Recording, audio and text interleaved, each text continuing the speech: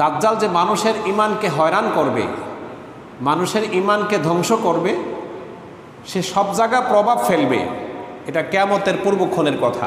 বুখারীর হাদিস, বাবু লা ইয়াদখুলু দাজ্জালুল মাদিনাহ, সে অধ্যায় থেকে আপনাদেরকে একটা হাদিস শোনাচ্ছি, শুনেন। আন আবি বকরতা রাদিয়াল্লাহু তাআলা আনহু আনিন নবী সাল্লাল্লাহু আলাইহি ওয়াসাল্লাম قال لا يدخل المدينة رعب المسيح الدجال لها يومئذ 7 أبواب على كل باب ملكان।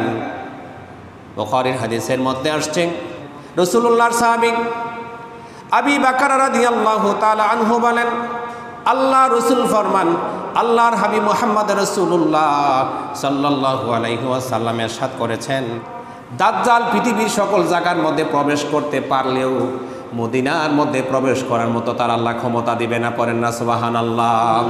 পৃথিবীর সকল জায়গার মধ্যে দাজ্জাল প্রবেশ করতে পারবে, কিন্তু মদিনার মধ্যে প্রবেশ করার মতো 7টা দরজা থাকবে। কয়টা?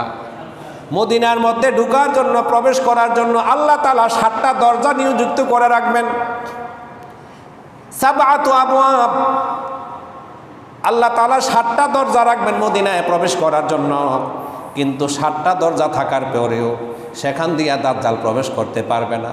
কেন পারবে না সেই কথা বিশ্বনবী বলেন, আলা কুল্লি বাবিন মালাকান, প্রত্যেকটা দরজা দিয়ে আল্লাহ তাআলা 2 জন করে ফেরেশতা পাহারা দিয়ে রাখবেন। পড়েন সুবহানাল্লাহ।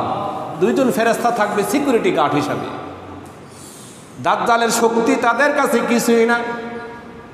দাজ্জাল যখন প্রবেশ করার জন্য চেষ্টা করবে, তখন ফেরেশতারা তার গাড়টাকে অন্যদিকে ফিরিয়ে দিবে। সে শক্তি পাবে না ঢোকার মতো, তার ক্ষমতা থাকবে না ঢোকার মতো। এই ব্যবস্থা করে দিবেন কে? আল্লাহ আমাদের সকলকে মাদিনাতুল মুনাওয়ারা জিয়ারত করার মতো সুযোগ করে দেন। সকলে পড়েন আমিন। রাসূলুল্লাহ সাহাবী রাসূলুল্লাহকে প্রশ্ন করলেন, ইয়া রাসূলুল্লাহ, ইবাদতের মধ্যে, আমলের মধ্যে শ্রেষ্ঠ আমল কোনটা? আল্লাহর হাবিব কি বলছে শুনেন। আন আবি হুরায়রা রাদিয়াল্লাহু তাআলা আনহু قال سئل النبي صلى الله عليه وسلم أي الأعمال أفضل। আল্লাহর হাবিবকে প্রশ্ন করলেন সাহাবী, ইয়া রাসূলুল্লাহ, ইয়া হাবিবাল্লাহ, আমলের মধ্যে শ্রেষ্ঠ আমল কোনটা? আল্লাহর হাবিব বললেন, ক্বালা ঈমানু বিল্লাহি ওয়া রাসূলিহি, আল্লাহর প্রতি এবং বিশ্ব নবীর প্রতি ঈমান।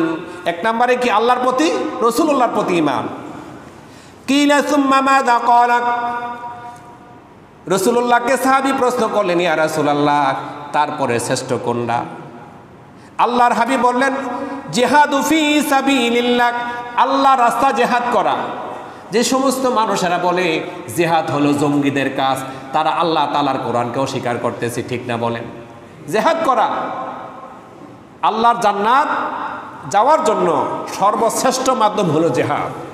আল্লাহর কোনো বান্দা বান্দি যদি আল্লাহর পথে শহীদ হয়, তার জন্য জান্নাতে যাওয়াটা যত সহজ, যে নামাজ পড়লো, রোজা রাখলো, হজ করলো, যাকাত দিল, তার জন্য জান্নাতে যাওয়া এত সহজ না। এটা কার কথা? আল্লাহর কথা।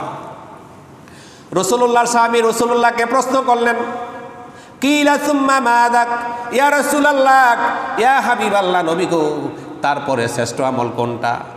ক্বালা হাজ্জু মাবরুর, তারপরে শ্রেষ্ঠ আমল হলো হজ্জে মাবরুর। হজ্জে মাবরুর হলো এটা যে হজটা আল্লাহ দরবারে গ্রহণযোগ্য হইয়া যায়। আপনি যদি মনে মনে এটা নিয়ে হজ করেন, আমি যদি হজ করি আমাকে মানুষেরা হাজি বলবে, আমি যদি হজ করি মানুষেরা আমারে হাজি সাহেব বলবে, আর আল্লাহ অর্থ করে দিয়েছে হজ কেমন করে না করি, মানুষেরা সমাজের মধ্যে কি বলবে? কানাগোনা করবে, আমাকে নিয়ে হাসি তামাশা করবে। তার মানে বোঝা যায় আপনি আল্লাহর জন্য করেন নাই, করছেন মানুষকে দেখানোর জন্য, আপনার নামের পূর্বে হাজি সাহেব বসানোর জন্য।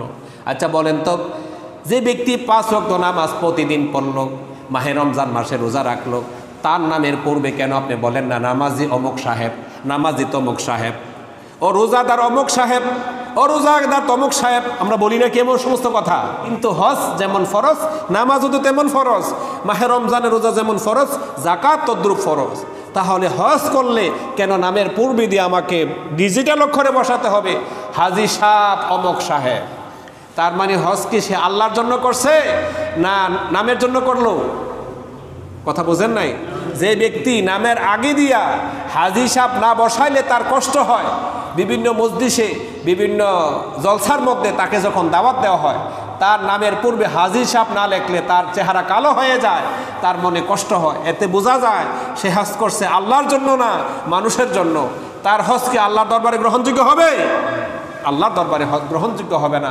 এই জন্য বিশ্বনবী বললেন 3 নম্বরে যে শ্রেষ্ঠ আমল সেটা হলো হজ্জে মাবরুর।